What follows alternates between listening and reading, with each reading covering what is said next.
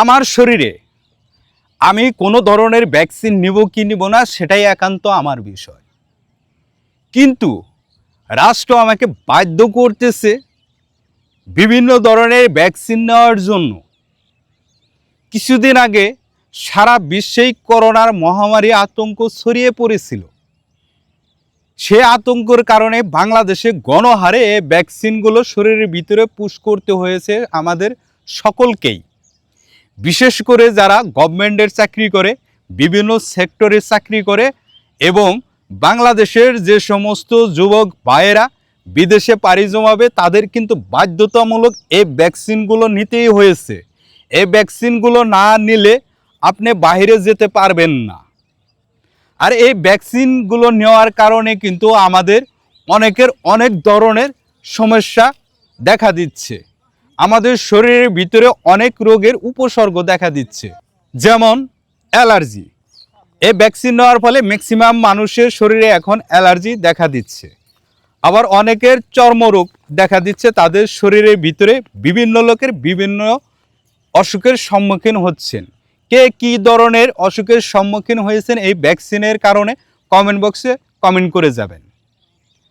তাহলে এই ভ্যাকসিন নেওয়ার কারণে যে এই যে আমরা সমস্যার সম্মুখীন হচ্ছি, আমাদের শরীরে বিভিন্ন রোগ বাসা বাঁধছে, এর দায়ভার কিন্তু রাষ্ট্র নিচ্ছে না। বিনামূল্যে কিন্তু আমাদের কোনো ধরনের চিকিৎসাও করাচ্ছে না, কিন্তু আমাদের বাধ্য করতেছে এই ভ্যাকসিনগুলো নেওয়ার জন্য। আবার গতকালকে থেকেই শুরু হয়েছে বিনামূল্যে টাইফয়েড জ্বর নিরাময়ের ভ্যাকসিন। আমার শিশু বাচ্চার কোনো ধরনের অসুখ হয়নি, আগাম একটা ভ্যাকসিন তারা আমার শিশু বাচ্চার শরীরে পুশ করতেছে যাতে ভবিষ্যতে এই রোগটি না হয়। এই ভ্যাকসিনটা কিন্তু তৈরি হয়েছে 100-150 বছর আগে। যে দেশে এই ভ্যাকসিনটা তৈরি করেছে খোঁজ নিয়ে দেখেন, সেই দেশেই কিন্তু এই ভ্যাকসিন তাদের শিশু বাচ্চাদেরকে দেয় না। তাহলে কেন আমার দেশে এই ভ্যাকসিনগুলো দিচ্ছে রাষ্ট্র? সেটা আদৌ বোধগম্য নয়। এই ভ্যাকসিনগুলো দেওয়ার ফলে আপনার বাচ্চার সাময়িকভাবে মাথা ব্যথা হতে পারে, যে জায়গায় পুশ করবে এই ভ্যাকসিন সেখানে জ্বালা পোড়া হতে পারে এবং 2-4 দিন জ্বর থাকতে পারে, সেই সাথে বমি বমি একটা ভাবও হতে পারে। এই বিষয়গুলা খেয়াল রেখে আপনার বাচ্চাদেরকে এই ভ্যাকসিনগুলো দিবেন। এবং যদি একান্তভাবে এই ভ্যাকসিন আপনার বাচ্চাকে দিতেই হয়, তাহলে ভ্যাকসিন দেওয়ার পরে সেখান থেকে দ্রুত চলে যাবেন না, সেখানে অন্তত 30 মিনিট বসে থাকবেন আপনার বাচ্চাকে নিয়ে। কারণ এই ভ্যাকসিন দেওয়ার ফলে যদি আপনার বাচ্চার কোনো ধরনের তাৎক্ষণিক সমস্যার সম্মুখীন হয়, সেখানে যারা ভ্যাকসিন দিবে তাদের কাছে কিন্তু এর ট্রিটমেন্টও রয়েছে। কাজেই আপনার বাচ্চাকে নিয়ে সেখান থেকে দ্রুত উড়াল দিবেন না।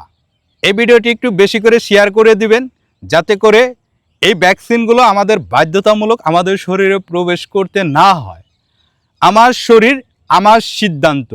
আমি চাইলে আমার শরীরে ভ্যাকসিন ইউজ করব, আমি না চাইলে আমার শরীরে এই ভ্যাকসিনগুলো গণহারে ইউজ করব না। আরেকটা জিনিস চিন্তা করে দেখেন, এই ভ্যাকসিনগুলো বিদেশ থেকে আমাদের বন্ধু রাষ্ট্রগুলো উপহার হিসাবে পাঠাচ্ছে।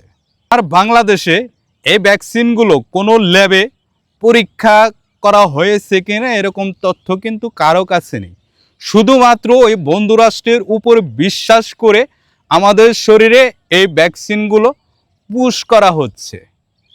এই ভ্যাকসিনের ফলে যদি বাংলাদেশে মহামারী আকৃতিতে কোনো ধরনের সমস্যার সম্মুখীন হয়, আর দায়ভার কে নেবে?